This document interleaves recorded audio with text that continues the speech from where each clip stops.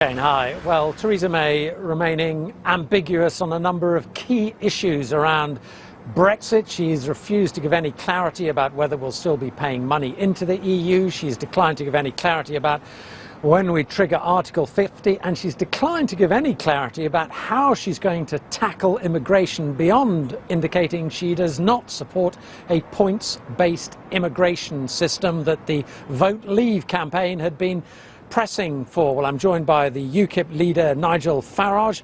Do you think Mrs May is getting cold feet? I'm worried about it. I mean, 17.4 million people voted for control of our borders, a drastic reduction on the numbers coming. And yeah, I mean, I've been campaigning for 10 years for an Australian-style points system. You could argue that's what led to the strength of UKIP and the referendum happening in the first place. I am concerned. Immigration was obviously central to the Brexit vote.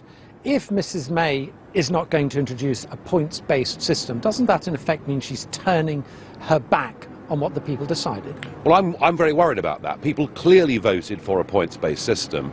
And also, today, Number 10 are not ruling out the possibility that EU citizens might have preferential access. And again, we voted to say, look, we're rejoining the world and we'll treat everybody equally. Given that Article 50 hasn't been triggered and we've been given no timeline, given that we, the British taxpayer, are still paying £34 million a day net into the European Union's coffers, I detect that Leave voters out there are beginning to feel a little bit itchy. And yet it seems that Leave supporters on the Conservative benches at the moment are willing to trust Mrs May. Well, that's to do with party loyalty, I think, as well. You know, they've got a new Prime Minister, they want to support the new Prime Minister, and I completely understand that. That's what parties do. But I do think it's important that there are voices out there representing 17.5 million people saying, come on, lay out some plans, reassure us that you're going to hold faith with the British people. We'll hear from the Brexit Minister, David Davis, this afternoon. How detailed a picture do you think we will get from him about what actually Brexit means?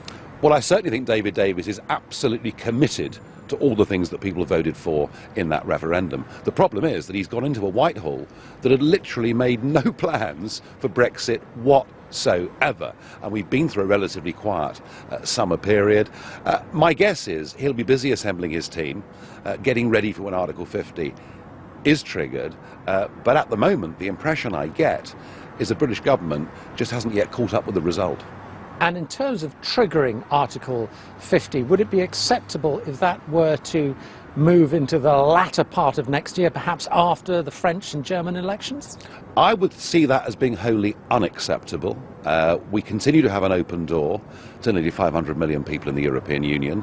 We continue to pay £34 million a day net into the EU coffers, and the idea we should wait until after the French and German elections is all the wrong way around. Actually, we should be using those elections and saying to the German car workers, come on, get Mrs Merkel or her opponent to promise they'll do a deal with Britain and do it quickly. Now, you still are the UKIP leader until the election to appoint your successor, but you've also indicated that if there is any backsliding on Brexit, you would consider a return. What would trigger that?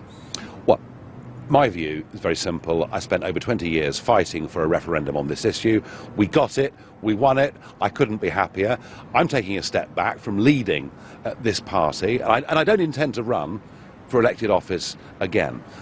If, come early 2019, you know, we haven't got control of our borders back, we're still paying billions a year into the EU coffers, we haven't got back control of our fishing waters, if Brexit doesn't mean Brexit, then I would certainly re-enter the political fray. I hope I never have to.